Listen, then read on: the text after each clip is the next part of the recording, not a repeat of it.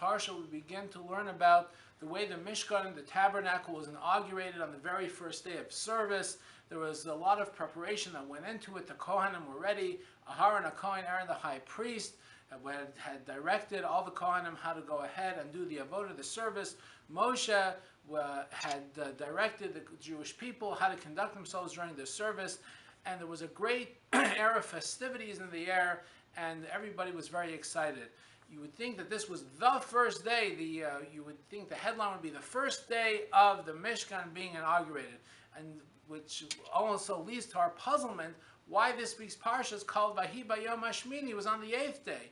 It was the 8th day. This was not the 8th day. This was the first day of the season, the first day the Mishkan was inaugurated. Why was it called the 8th day? So the simple explanation is the reason why it was called the 8th day was because there were 7 days of prep prior to the inauguration, prior to the first day of service.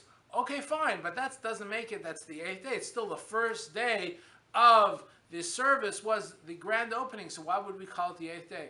So I think this really underscores a very important lesson for us, and that is many times we don't pay enough attention to the process. We have our sights set on the end goal, the end of the semester, the end of the business season, the end of the graduation, and we don't pay enough attention to the process of how we get there.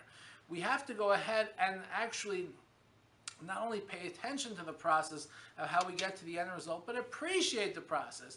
It doesn't happen overnight. Many times there's actually challenges and obstacles within the process before we actually get to the end result. And I think this is what the parsha is really teaching us. The Mishkan doesn't just open in a vacuum. There was a lot of hard work.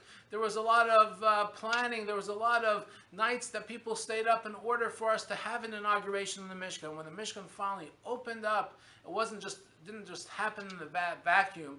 It was the result of a lot of planning and hard work, and of course a long process. So folks, when we are involved in any process, we're in school, we're looking towards a graduation, we're in any process that we're involved in, let us not only be focused on the end result, let us pay attention and appreciate the process that we're involved with.